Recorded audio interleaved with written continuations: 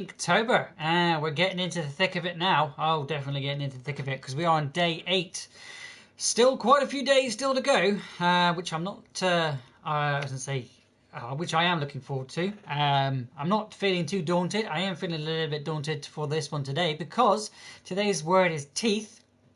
And I couldn't really decide whether to go in with just a vampire's face or some teeth as a general mouth or something like that. I kind of wanted to do teeth, but not just a mouth, because I know that just doing a mouth would probably need sketching at some point today.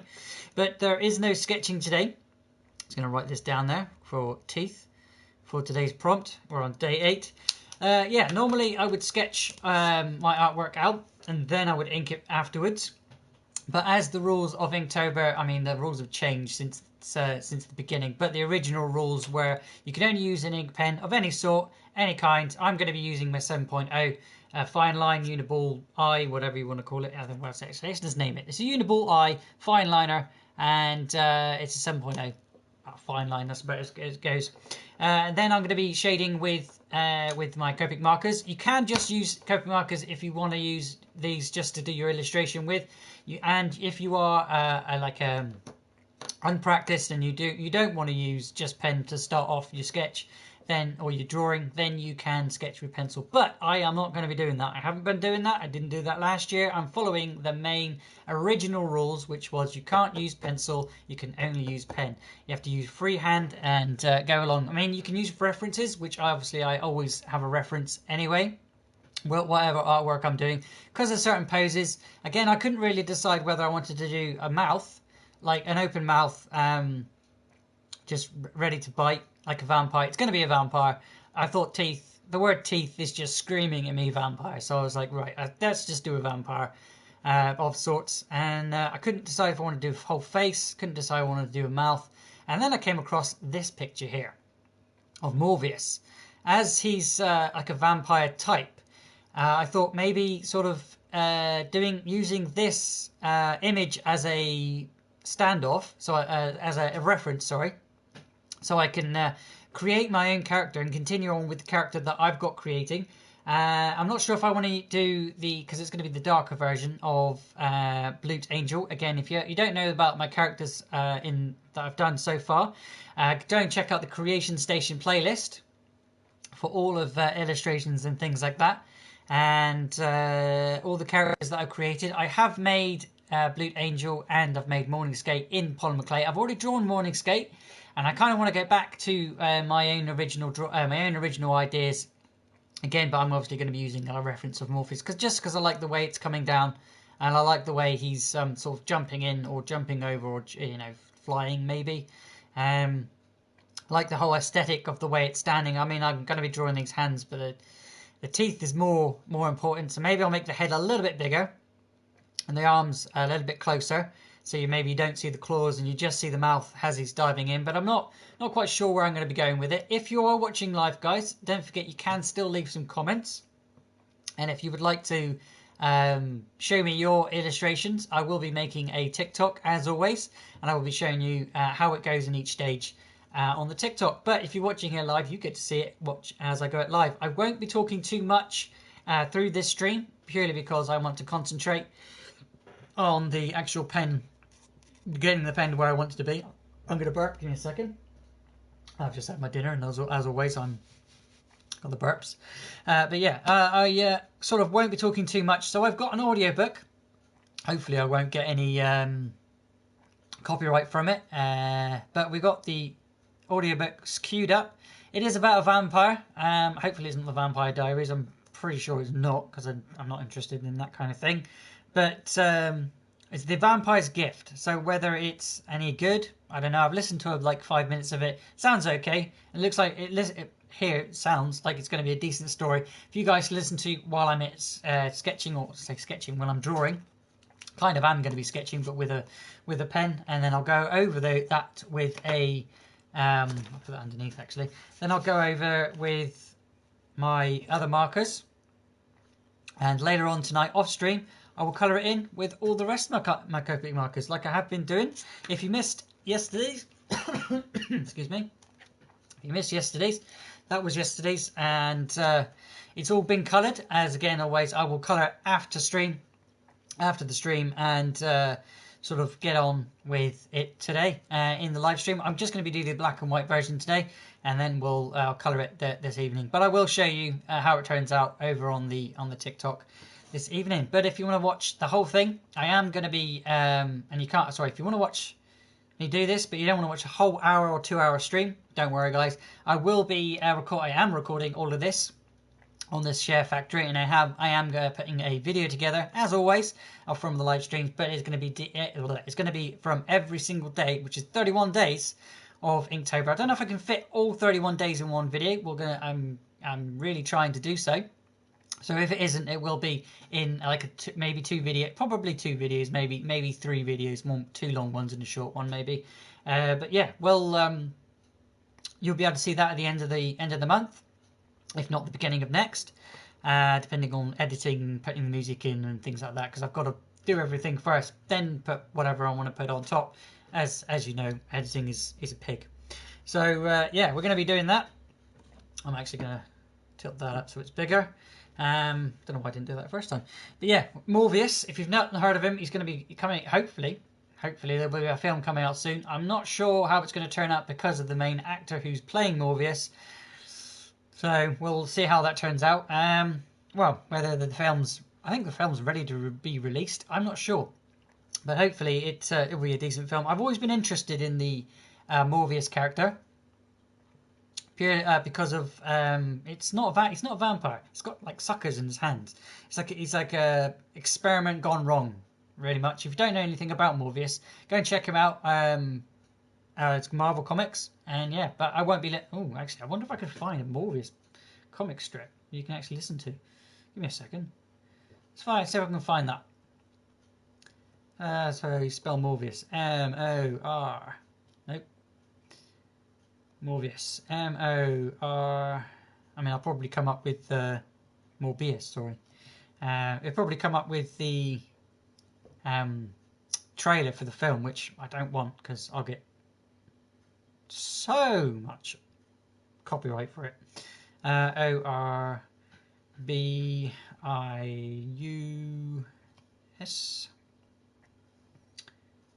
Morbius the Living Vampire. It's like an alternate to Blade, I think. So I see him. Why have you got to correct my spelling? I didn't want you to correct my spelling, you stupid tablet. Now I've got to write it all again. Thank you so much.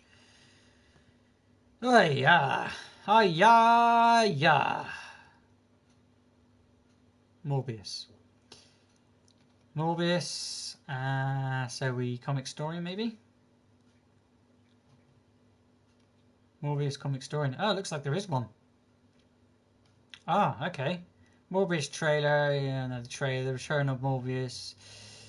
Okay, comic story. I've done literally one thing about the... Oh no. Nightcrawler. No. Oh wow, so Comic Story are really behind on their things. Oh well, back to the original one. Yeah, Morbius. It's not who I'm drawing. It's just I'm using that as a reference. Again, if you want to leave some comments in today's live stream, you're more than welcome to. I probably won't talk too much, and if I don't see your comments straight away, I do apologise.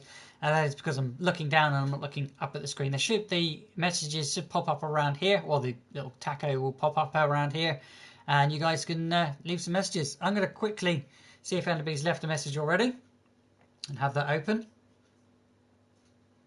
And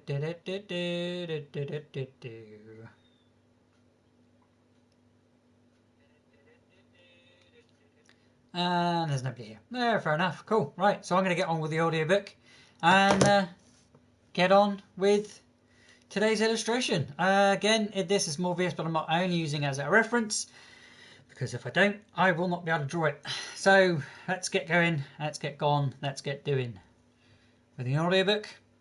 Hopefully it's not too rude and I don't get copyright.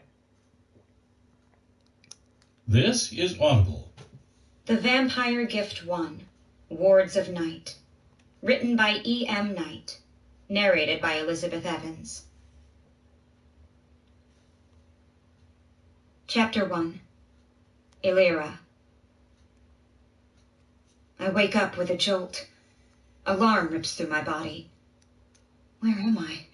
Alexa, This isn't my Stanford dorm. set me 50 minutes on a timer. I try to push myself up. 50 minutes, starting now. Respond.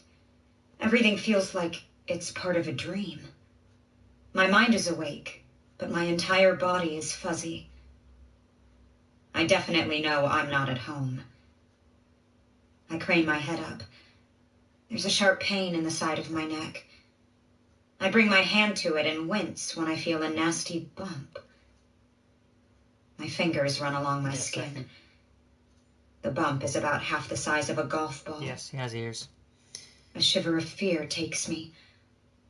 What on earth is going on? The cloudiness in my mind starts to part. I'm on a cold metal floor in the middle of a circular room. I groan as I push myself upright. I manage to sit up, but my body still doesn't feel like my own. What's been done to me? I take a slow look around. It takes me a second to understand that all the surrounding walls are glass. They arc up into a dome, with its center right above my head. An atrium? A greenhouse? I have no idea. I put both hands on my neck and roll my head from side to side. The bump is only on one side. It's sensitive. The muscles running up to my jaw are stiff. I open and close my mouth a few times, trying to work out the tension. That helps a little. There's a pervading chill in the air that's made worse by the metal floor that steals my warmth. I try to stand, but I'm not sure my legs would support me. Hello? I call. My voice sounds pathetically weak to my ears. I clear my throat and try again. Hello? The sound echoes around the room before fading away. The silence that follows mocks me. I grumble as I look at my body. I'm wearing the same clothes I wore to class yesterday, but there's a stickiness to my skin, a feeling of filth. Oh, I don't like this And already. it makes me think that more than a single day has passed. I screw my eyes shut and try to remember. I just managed to get through an exhausting week of class. Midterms were coming up, and like the rest of my friends, I retreated to a private room in the library to study. And then a flash of red pulses through my mind. I gasp. My eyes pop open. Just like that, the memory is gone. I have no idea what happened after I opened my books. Come on, Illyra, I scold myself. Think! It's not like you to be helpless. But try as I will, nothing comes to mind. Hello? I try again. Is anybody there? Where am I? Once more, the only answer is silence. With a grunted effort, I haul myself to my feet. The moment I do, a wave of lightheadedness hits. I sway, and my vision goes white.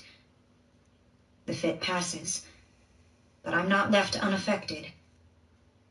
That's never happened to me before. Again, my hand goes for my neck. I trace the strange bump and wonder what it is. I catch my reflection in the far glass wall. I hesitate, then inch toward it slowly, trying to ensure the next step won't send me lurching to the floor. When I'm less than a foot away, I feel an odd tug on my ankle. I look down and suck in a sharp breath. There's a silver string stretching to me from the center of the room. It's attached to an anklet fit snugly around my leg. I bend down and try to rip it off. It's no good. The string is extremely thin, almost invisible, but it's as strong as fishing line. There's no clasp that I can see, and no way I can get it off. Bizarre. The window forgotten for now, I walk back to where I woke up. There's a tiny compartment in the floor that I'd overlooked. As I come closer, It reels the string in. When I walk away, it lets it back out, but no farther than the wall. A surge of panic threatens to take over as the implications sink in. I'm a prisoner. My breathing starts to quicken. I feel the panic rising. My heart beats faster and faster. I close my eyes and force myself to adopt a sense of calm. There's no point jumping to conclusions, especially this soon. For all I know, this could be some elaborate prank orchestrated by one of the sororities I wanted to pledge. But that doesn't feel quite right. Still, it's the only assurance I can give myself at this point.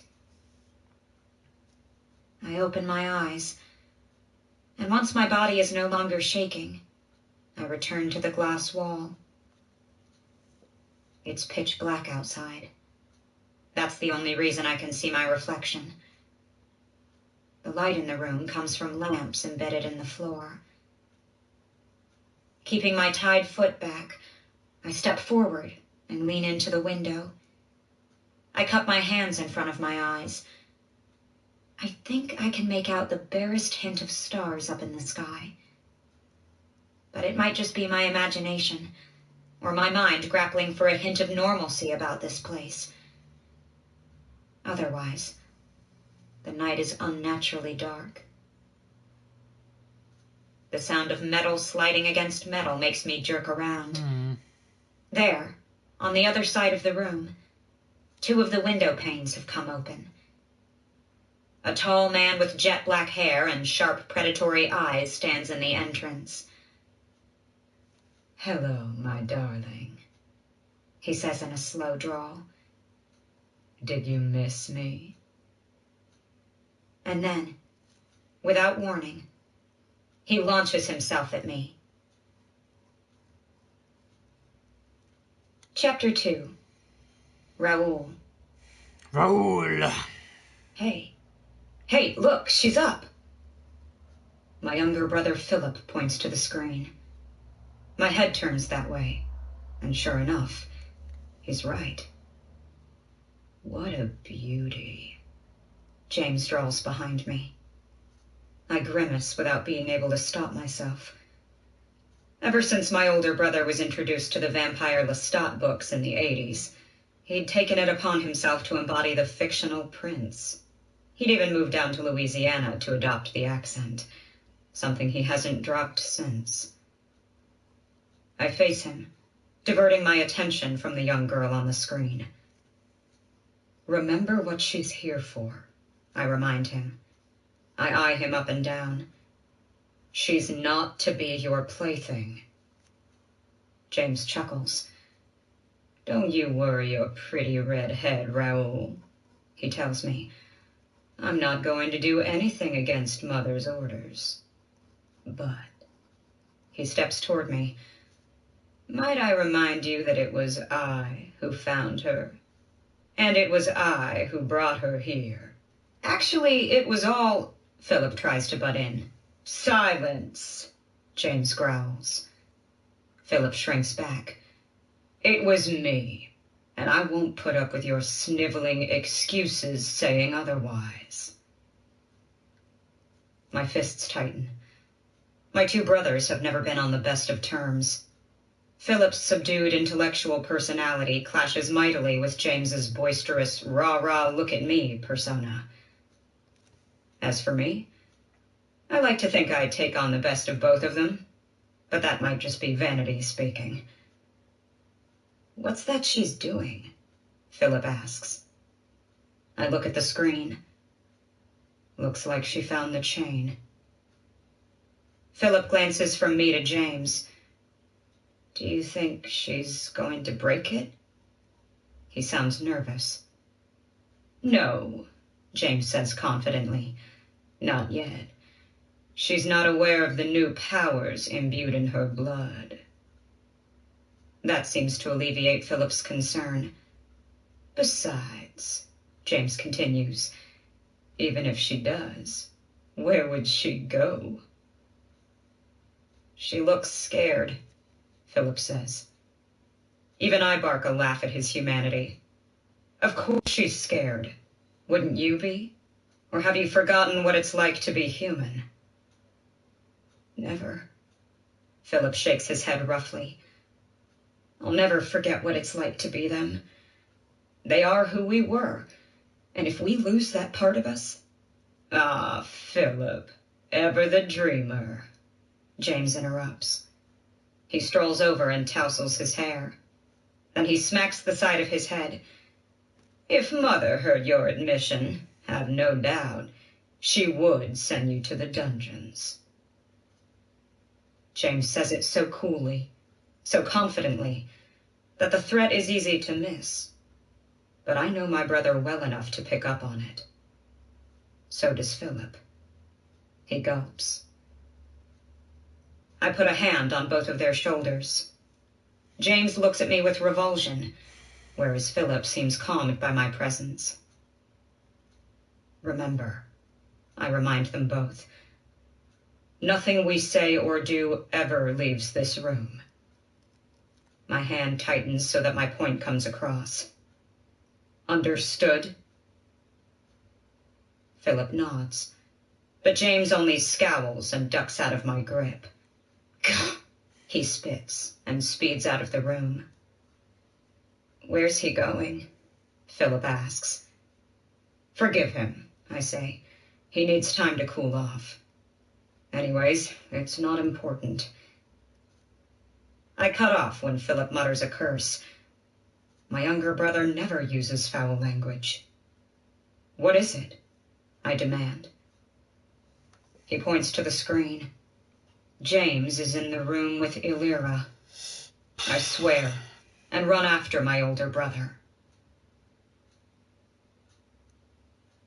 Chapter 3. Illyra.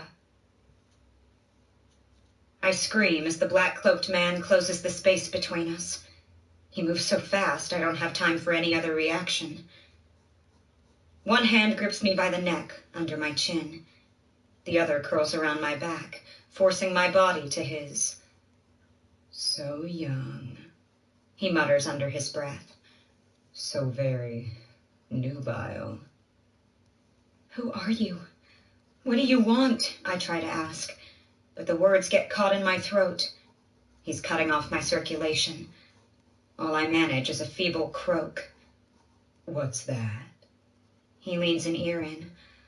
I didn't quite catch that. Then he laughs, as if it's the greatest joke in the world. I struggle against him, but he's so strong. It doesn't help that my body is weak from a pervading sense of deprivation. His nostrils flame as he brings his face close to mine and takes a deep breath. His eyes roll up in momentary ecstasy. What kind of monster is this? Just when I'm certain he's about to force himself on me, pressing his lips to mine, or I swallow. Even worse. A strong voice of command sounds from the entrance. Put her down. My captor freezes. He doesn't release me, but he backs off enough so I can suck in a ragged breath. James, the voice continues, I am telling you to back off. James, I think. That's his name. His name is James. And why should I, little brother? The man holding me snarls. Can't you smell her? Can't you tell how sweet she is? He spins us both around and thrusts me forward. I gasp in alarm. Here, Raoul, he says. Have her. I know how much you crave her blood. Crave my blood? My head starts to spin. What kind of madness is this? The man in the doorway steps forward. He looks nothing like his brother, if indeed that is what they are. His hair is the deepest shade of red I've ever seen, like the embers of a fire in the night. His eyes... I shouldn't be saying this about my captor, but his eyes take my breath away. They are the most brilliant green possible, and framed by long, dark lashes. They lend a fierce intensity to him that cascades down and encompasses his whole body. Or maybe it's just the way he's looking at me. At us? Go on, James taunts. His hand wraps in my hair as he pushes me to the door. Take her. I know you're dying to.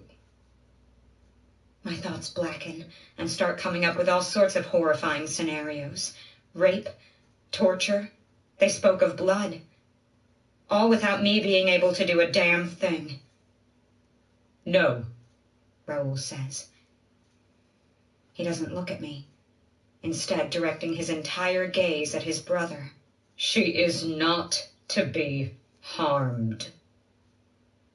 James steps into me. His free hand curls around my waist and splays across my tummy. Revulsion fills me from his touch. Who says we're harming her, dear brother? He sweeps my hair away to expose the side of my neck with the foreign bump. Just one sip. What's the worst it could do? Raoul's features twist as he struggles with the suggestion. I can see the temptation clear in his eyes. No, I whisper. Please. Abruptly, he flies at me. James laughs and steps away, leaving me dangling. The speed with which they move is so fast. I start to fall, but then Raoul's hands are on me, and he's holding me tight to him. I screw my eyes shut and pray that the next moment I'll wake and be free of this nightmare. No such luck. My heart is pounding so hard I'm afraid it'll rip out of my chest. 1 second passes, then 2, then 3. Raoul's body is cold and hard as stone. But nothing more happens. I dare to ease my eyes open. Raoul is staring down at me.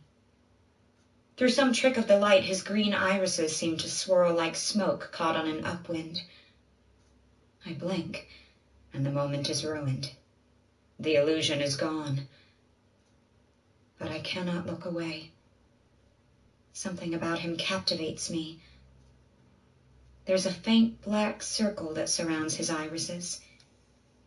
At that moment, despite all my better judgment, I know that if he asks anything of me, I'll say yes. Whatever he wants, I'll do. If for no other reason, then I'll leave you two to get acquainted. James interrupts from the doorway. He steps out and hits a button. The panel slides shut. The moment he's gone, Raoul gasps and breaks away from me. I'm left reeling. He pushes off, hard enough that I stagger back. My knees buckle and I fall right on my butt. Ow, I say. What? But I see that Raoul is in no shape to answer. His eyes have gone wild. He looks around the room like a caged animal. I start to get up, but he points a finger at me. He's doing everything he can to not look my way. Don't, he warns. Don't move. You don't know. He grunts. You don't know how hard this is for me. I can almost laugh at the absurdity of the admission. Hard for him? What about me? I haven't the slightest clue of what's going on. Except, of course, that I've landed somewhere far, far outside my element. Another fail of Inktober. Suddenly, he turns around. With exaggerated effort, he walks to the door. Every single step looks like it's made with a 100-pound backpack strapped to his back. I reach for the bracelet on my ankle and tug on it, then start to pick myself up. No! Raoul almost screams. He flings an arm over his shoulder and again points at me. Don't move! I freeze. He can't see me. How did he know? Step by agonizing step, he walks to the door. I watch him, Hopefully it'll look better with unsure colour. whether to be more wary around him or James. Raoul saved me, I think. But that doesn't mean anything if he breaks down now. He reaches the spot where the panel slides open. His fingers search the smooth glass. "Damn it, James," he mutters under his breath. "Damn it! Damn you and your tricks!" I cry out in alarm when he raises a fist and slams it against the glass. There's so much force behind the blow that the whole outer structure shakes. What kind of man is he? But the glass doesn't break or shatter or crack. Raoul hits it again. The dome trembles. Still, the door doesn't come open. Still, he's trapped inside with me.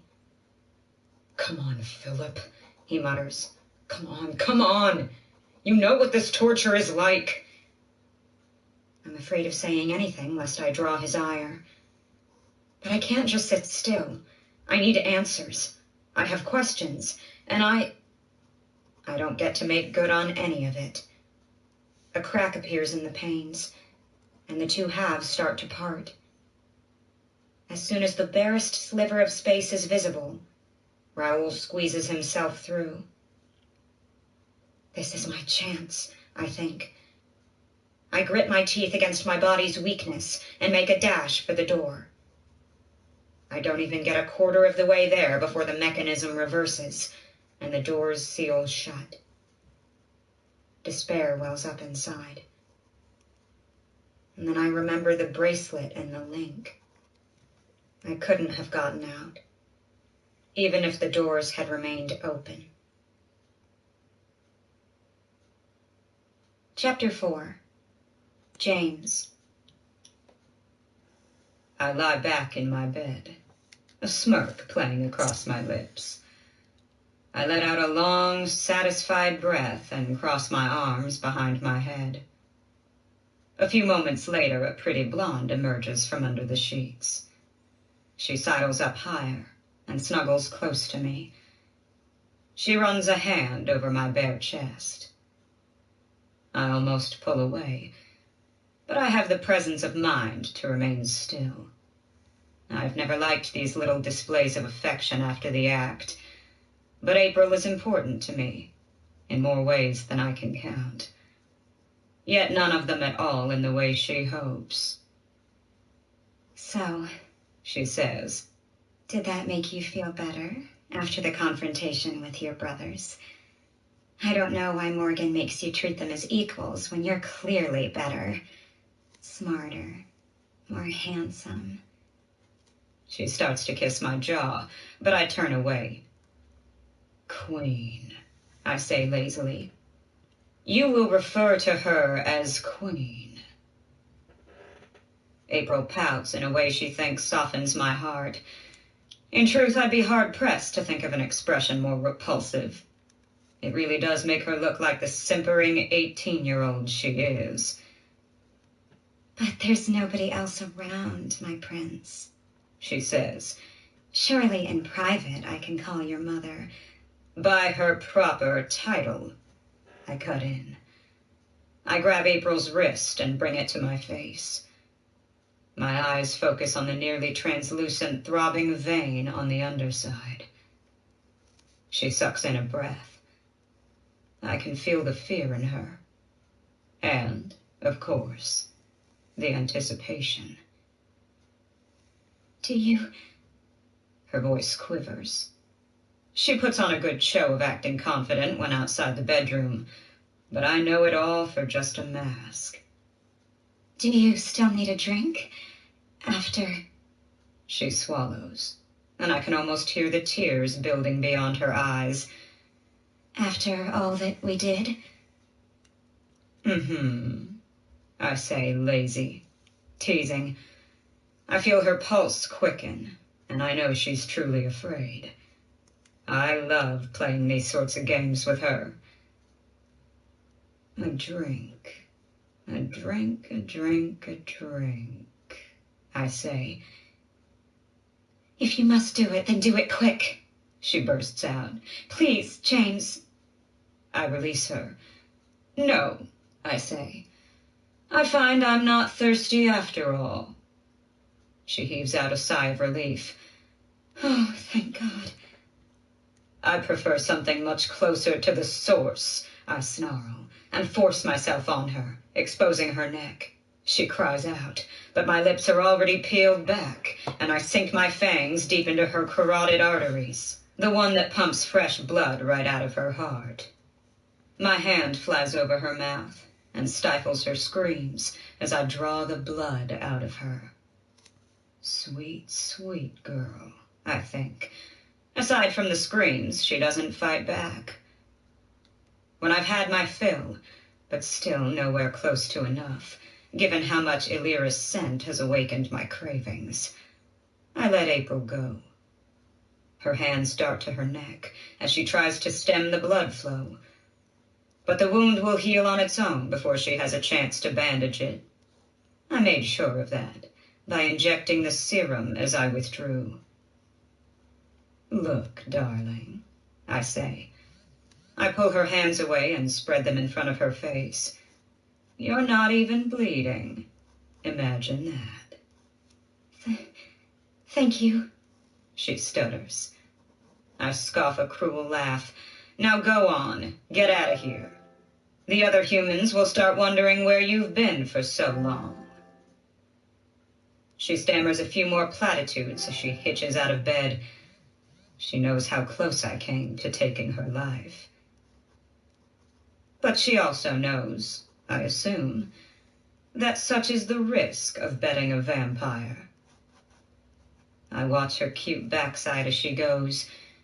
Just before she closes the door, I add with a winning wink, not a word of this to anyone, my dear.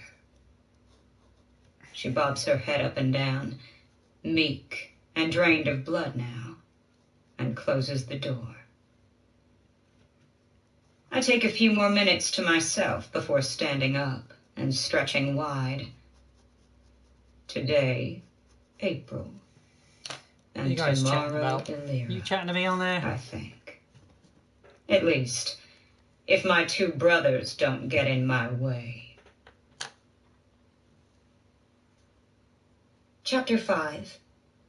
Raoul.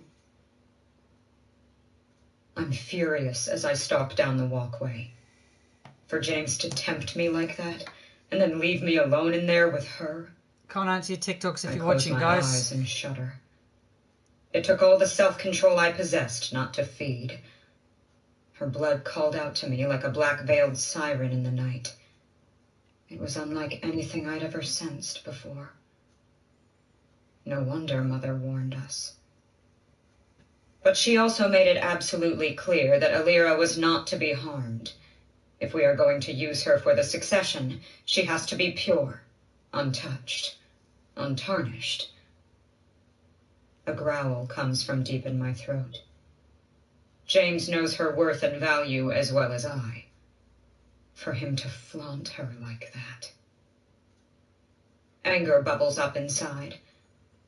If it wasn't for Philip seeing my struggle through the camera and opening the door, I don't know what I'd have done. 600 years of waiting would be ruined. And for what? For my older brother to play his sadistic, twisted game? No.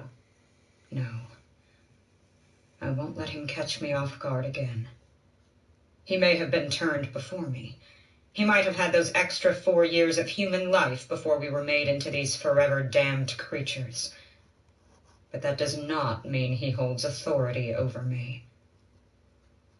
The only reason he thinks he does is the respect I've given him over the long, long centuries. Raoul, Philip exclaims when I enter the surveillance room. I'm sorry, I would have opened the door sooner, but James, he... Save it. I shake my head. You don't owe me an explanation for anything. We both know what a brat James really is. Philip's eyes go wide. Of the three of us, he has always been the least comfortable with our vampire nature. He'd even gone so far as to renounce drinking all human blood, when he realized he could exist solely on animal blood, about 3 centuries ago. But that conversion had stunted his growth. Whereas James and I continued to get stronger with every passing year, as did all of our coven vampires, Philip remained trapped as he was at the switch. That explains his deference to us. Vampires are hierarchical creatures. The only thing that catapults one above another is the strength of their supernatural abilities. Not intellect, not social savvy, not age.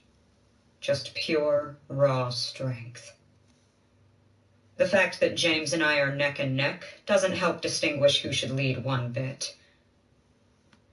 I collapse on the seat beside Philip. I can sense his unease, being on the same level as me. Those same natural instincts dictate that weaker vampires should always occupy space lower than stronger vampires. But he is my brother, and I've always made a point of showing him that I won't forget that. Anyway, Philip clears his throat. What are we going to do about... His eyes go to the screen. Her. I look up and see the human girl slumped over in the middle of the room. Her shoulders are shaking. Is she crying? Damn. I thought she'd be stronger than that, I mutter. She's been through a lot, Philip says. Probably traumatized. I give a sour chuckle, and she hasn't even seen the start of it. Wait. I go rigid. Zoom in. Zoom in. She's not crying. Philip adjusts the camera. She's shivering, I exclaim. Damn, how cold is it in that room? She still has human blood in her, remember? Philip's eyes widen with realization. He plays with the controls on the computer. It's, he swallows. 35 degrees. That's frigid for a human, I say. No wonder she's... Damn, just blast the heat. My eyes stay glued to the screen as I watch the girl. I wait and wait as the furnace kicks in. And, to my delight, Illyra unfolds like a blossoming flower as the temperature creeps up. That, I say finally, was a glaring oversight. Or, Philip considers, maybe it wasn't. James was in here and did something behind my back when I wasn't paying attention. He may have done that on purpose. I shake my head, both in annoyance and disgust. He wants to break her. I know, Philip agrees. He's twisting the orders we got like the worm that he is. I surge up. If he thinks this is just another game, I feel my aggression rising. If he thinks that I'll stand for this... Philip blinks at me. You'd go against him? For some girl? She's not some girl, I correct. You know just as well as I do how important she will be. She might be, Philip interjects. We're still not sure if she's the one. I give him a hard look. Trust me, Philip, I say softly. If you had been in that room instead of me, you'd have no doubt. She is the one. Chapter 6. Illyra. The sudden heat blasting from the ducts around the room surprises me. Nonetheless, I'm grateful. I thought they'd meant for me to freeze to death in here. After James and Raoul left, I tried my hardest to take off the bracelet, but whatever strength was left in my arms was not enough. If I had a sharp object, maybe I could slip it underneath and... But no. No good wishing for things that don't exist. The encounter with the 2 men has left me shaken. Now I know who my captors are, and I've never seen them before. I'm sure if I had so much as glimpsed James or Raoul in the student body at Stanford, I would have remembered them. They are both very distinctive. Anxious hours pass as I rack my brain for a way out. I don't see it. The circular dome is extraordinarily strong. Even if I had a piece of furniture to throw at it to break the glass, I know it wouldn't work. I saw how hard Raoul had hit it, and the effect it had. None. Besides, with the string linked to the bracelet around my ankle, I can't pass the circumference of the room anyway. All I have to help guide me are my memories, but they're not worth jack. It's like a block had been put up on events that transpired after I set up in the library. When I try to think of them, all that comes is that flash of red and a dull pain in the side of my neck. Can't check those, guys, if you're leaving me I messages. crane my head this way and that and hear my spine crack. Or is that probably The that one strange person bump is chatting almost to me gone. earlier? I wonder what caused it. Got confused. The way the two men With me spoke. with somebody else, which was funny. I can almost believe the most ridiculous thing. A bite from a vampire. I shudder and shake my head. No, that's not possible. I'm just letting childhood fantasies get the best of me. Vampires don't exist. The supernatural isn't real. Whoever is doing this to me is just having a grand time feeding into my fears. And yet, a memory of a long-forgotten summer comes to me. I'm 7, or maybe 8. My best friend Michael and I are exploring the woods. My dad took us up here, to a remote cabin in the northern reaches of British Columbia, for a week in the summer. Michael's mom is here too, but not my own. His dad stayed home as well. There's a lake close to the cabin. Dad's out fishing on a little boat. He sees me and Michael run along the shore. He waves at us. "Where are you going, princess?" he calls out. "Michael said he found something cool in the woods," I exclaim. "We're going to go see." My dad laughs. "Don't stray far. There's bears and wolves and all sorts of wild animals out there." I know, I say. Michael tugs my shoulder. "Come on," he urges. I laugh with him and speed away. Once we're hidden from view, Michael turns on me. "Are there really wild animals?" he asks, a bit meekly. I giggle. "Look around, dummy. Do you see any?" He shakes his head. Michael's always been the cautious one, whereas I was more impetuous. "Dad's just kidding," I assure him. "Animals don't come out around humans. They're scared of us." Michael blinks.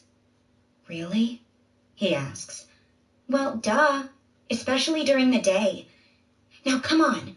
What did you want to show me?" That gets his excitement back. "It's just over this hill," he points. I nod, and we both race there, not caring how dirty our feet get in the mud from last night's rain. We top the crest. "There," Michael points. Far away, past the overgrown bushes and shrubs, is an enormous stump of a tree. The top is blackened and charred, as if it had been hit by lightning. "What is it?" I ask. His eyes twinkle with newfound mischief. "You'll see." He grabs my hand. "Come on." We reach the stump. It doesn't look so special, aside from being big. Really big, like you could fit a family of gnomes inside. I giggle at the thought. "Here." Michael leads me to the other side. "This is what I wanted to show you."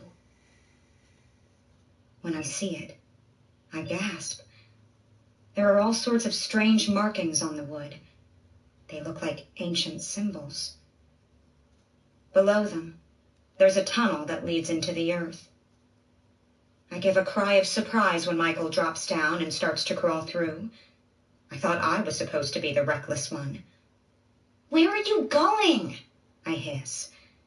I know Daddy would be mad if he found out what we were doing. "Relax," Michael says with a strange sense of authority. "I've been here before. Inside is something really, really cool, I promise." That's pretty much all the convincing I need. I get on my hands and knees and follow him. "It's dark," I say as we crawl. "I know," he answers. "That's why I brought this." A flashlight comes to life in his hands. Suddenly, Michael disappears, but then his face pops up in front of me, illuminated by the light. "We're here." He helps me down, out of the tunnel. We're in some type of room, an underground cavern. The walls are made of packed dirt and rocks. The floor is tough mud. There's a little table and a really old, rocking chair in one corner. I get goosebumps. "What is this place?" I whisper. "I don't know," Michael says, "but I don't think anyone's been here in years." He pauses for effect. "I don't like it," I say. "Why'd you bring me here?" There's something about the room that feels very much off. It gives bad vibes. "Look!" Michael exclaims. He rushes forward, leaving me in the dark. I stumble after him, not wanting to show him I'm scared, but not wanting to be left alone either. He shines the light on a trap door in the floor. He motions for me to lift it. "Michael, I don't think we should..." "What? Are you chicken or something?" he asks. I narrow my eyes at him. "No," I say, "but..." "Block, block, block," he interrupts, making the appropriate chicken clucks. "Block, block, block, block. Elvira's nothing more than one big chicken." "Fine," I'll say. "I'll help. But after this, we're going back out." Michael grins. "Deal." It takes some effort, but we manage to lift the trap door. I cough when a mix of dust and mold puffs out. Michael shines his light down through the opening. There are stairs. He looks at me. "Ready?" he asks. Reluctantly. Reluctantly, I pause that because that's actually a pretty good story. Hopefully you're enjoying it too. Let me know if you are. And again, if you've got any audiobooks for the next couple 24 days, then yeah, let me know. I'm actually enjoying that, but hopefully you're enjoying this picture here. It's turning out better than I thought. I do think I've messed up a little bit with the arm there, but again, I'm doing ink pen, so messing up, it's kind of just part of it. I've tried to hide it, as you can see. I've tried to hide it with a bit of cloth. The same with the cloth over here. With on, he's wearing like a baggy, what do you call it? Like a robe, but not a robe. Because this is the other in his form, and he's flying away, or he's flying off, because he's got his bone wings open, and the cloth from that was wrapped around him in the original picture. I can't show you because it's over there and it's kind of underneath a load of stuff. But if you do know, and you want to go and check out the creation station for that, you want to find the other. He's had a VR version and he's had a full design and a little bit of extra design. But yeah, this is the other. Last time I drew Morning Skate, this is the other. This is my villain of the story. He has a sidekick, so maybe I could fit him in there somewhere, but no, I don't think so. There's not enough space now, but yeah, he's throwing off his mask like he always wears. If you haven't checked out the polymer clay mag that I made, go and do so. I'll quickly give you, if you did, to remind you what the other looks like, or Lothar, the Thother, T-H-E-R, whatever. Yeah, that's what it looks like. So he's going to have one scarred up eye, which he has got one scarred up eye, one normal eye. Oh shit, he's only got one tooth. Oh well, he's got two teeth now.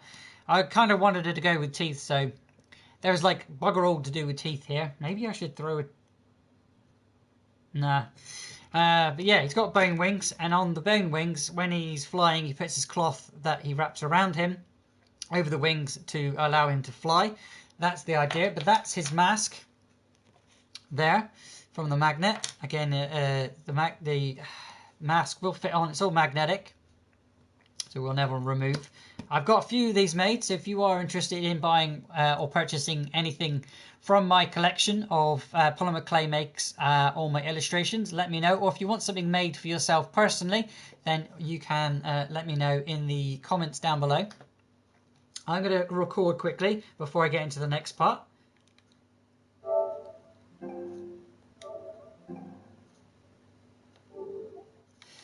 And then I'm going to get some shading done and doing in here. But I'm going to take a quick... I'm going to stare at this for a minute too, where I think the shading is going to be. Because I've already kind of put a lot of shading in there already. And I will be colouring it this afternoon. So... the moonlight's here, so it's going to be dark. That'll be handy. Sort of. Maybe, well, it's orange sky, so we'll maybe see if I can get an orange type dark sky for that. Yeah, it's coming out all right. It's coming out better than I thought. But it needs a little bit of shade and stuff like that. Well, we got some comments coming in. Give me a second. I'll answer those questions. Or I'll answer that comment. I'm just going to do a quick bit on my TikTok just to show.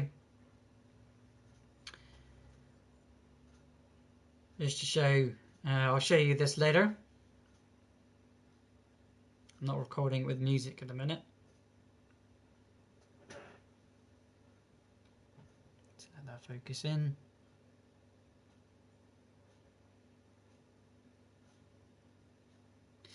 Okay, right, so let's check those messages. What are you saying? Oh, quite a few things. If you're trying to send me links there, buddy, I've hidden them because I used to get a lot of annoying people that used to send me links continuously all about like sexy girls and that kind of stuff. So if you're sending me links, bud, best way to send me a video link or a link to something you want me to see would be to go over to TikTok and let me over there. But hello to Jakey Gaming. How you doing now, buddy?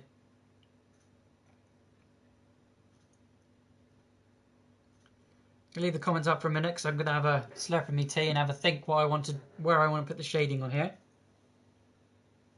I've got no tea left.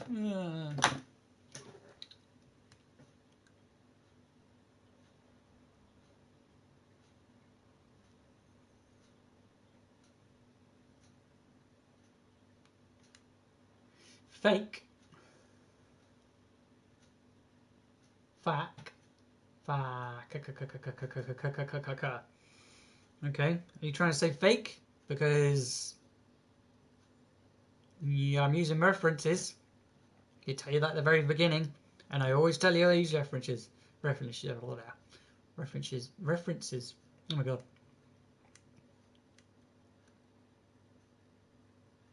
Murder. Hello. Okay, you're trying to chat to me, but I'm not quite sure what you're saying.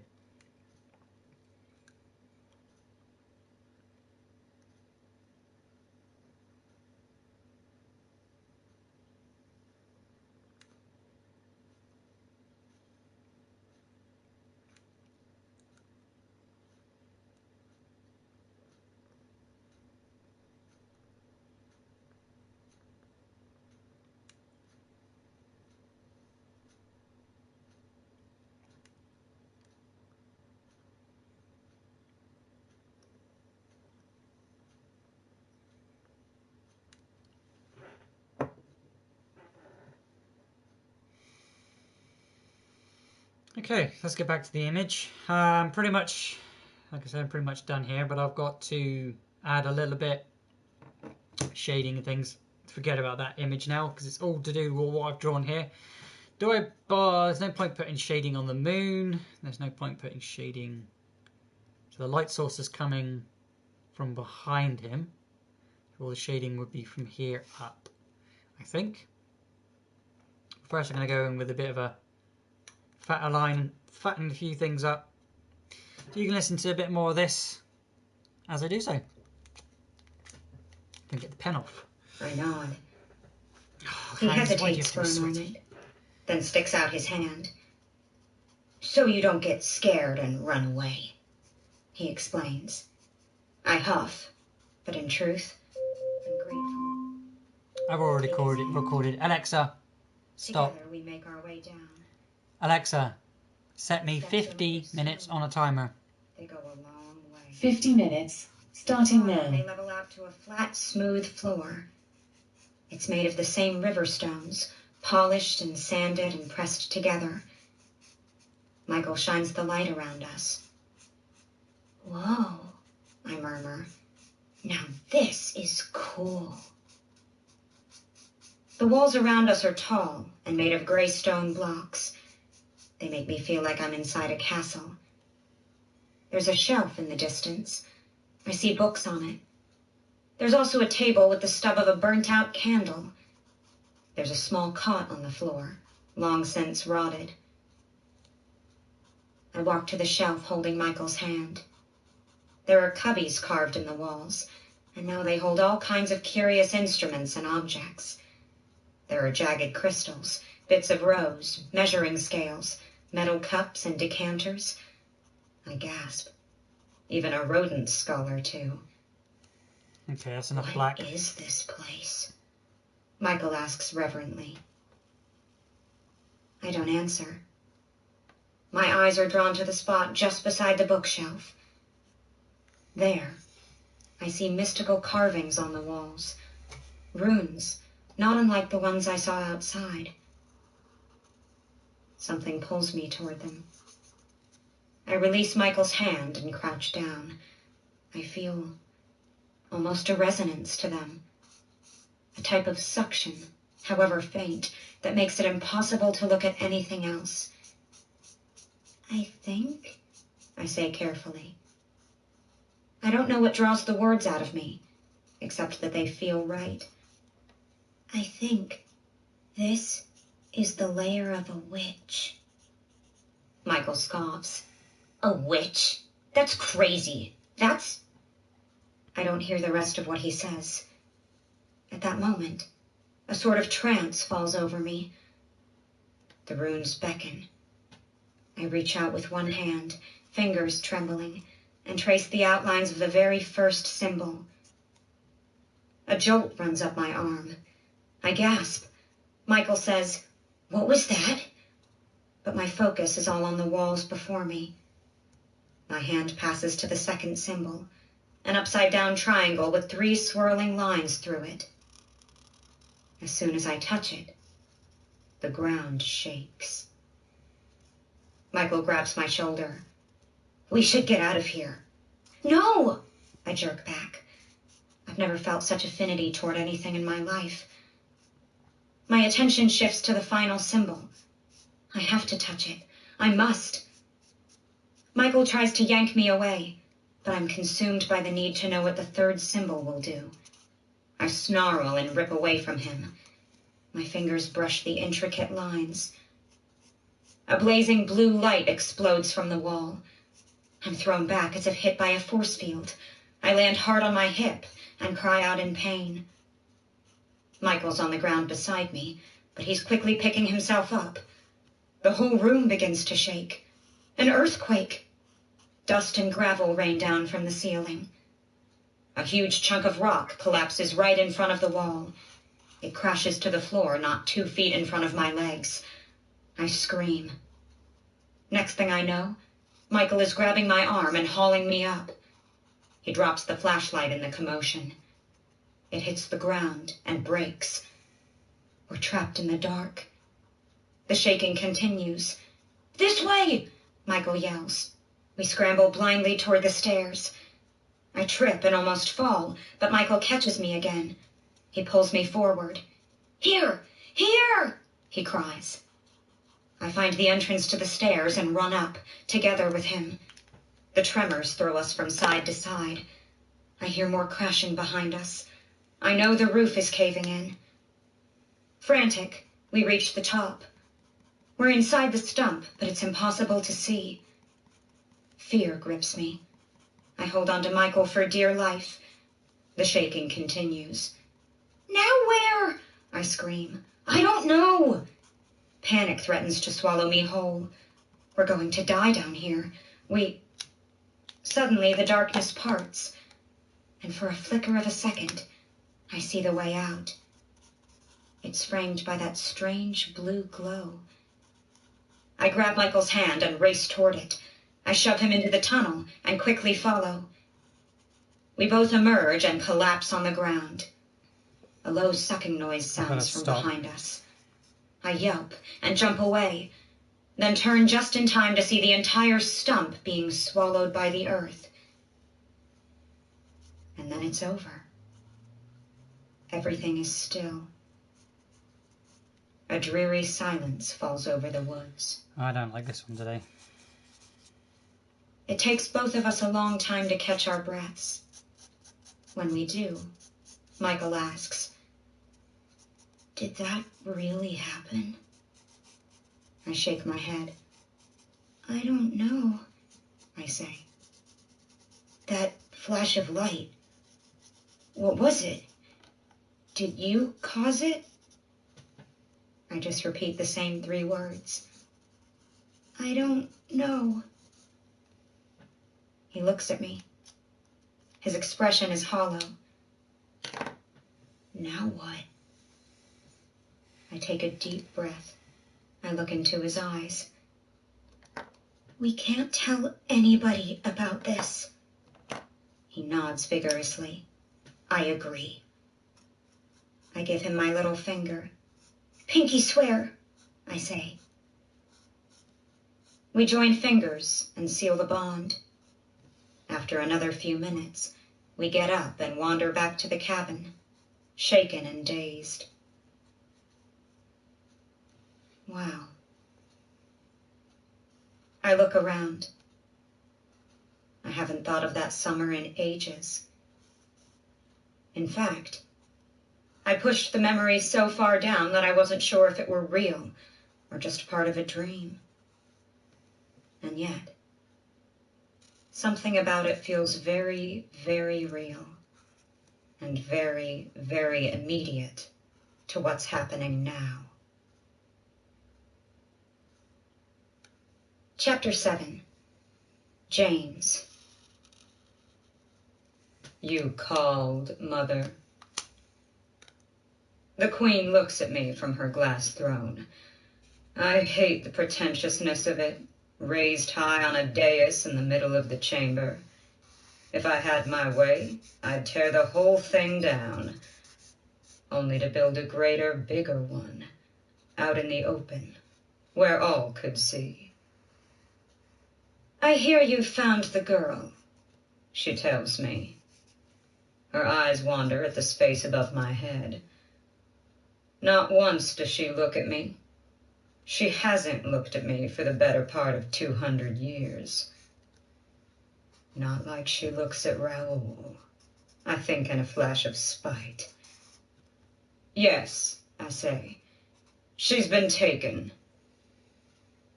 "And were you the one to discover her?" My spine straightens, and my shoulders pull back in pride. "Yes." "A shame it was you, and not your brother," she says casually, glancing at her long crystal nails. A growl of displeasure forms in my throat. I try my best not to make it too loud. "You're troubled, my son," she continues. "Tell me why." She's baiting me. I know it. "I'm as good as I ever was," I lie. "Better, in fact, the best I've ever been." She laughs. It's a high, mocking laugh, and it makes goosebumps crawl down my back. Oh God, I hate that. Okay, "I can see right. into your heart." I'm done. Because if I add any more to that, it's just going to look worse and worse. But when I put some colour in there, it'll look even better. So hopefully, yeah, you'll join me again later on for the... Well, you won't be able to join me, but you'll be able to see it over on TikTok. And we'll see how it looks with a little bit of colour in there. We're going to be using purples and all sorts of other colours and oranges and lots of colour in there. But it looks okay for the black and white ready version. I wish I didn't do the face. I didn't cover the face in, but hey ho, so Ian Co. Here we go. That's day 8 for Inktober 2020. Hopefully again you have enjoyed it. Don't forget to hit subscribe and ding the bell for notifications for tomorrow on day 9. And I will be back with my TikTok and showing you how everything turns out. So don't forget to go and check that out over on that app of TikTok. You can see it on Instagram if you want to see close-ups and other things like that. But I will be releasing a video on the end of the month with every single picture that I've drawn up until or for all of the days of Inktober or October, which is 31 days. Otherwise, guys, thank you very much for watching. I will see you again next time. And thanks for watching. Click the links that will appear, hit subscribe, ding the bell, and leave a thumbs up if you like today.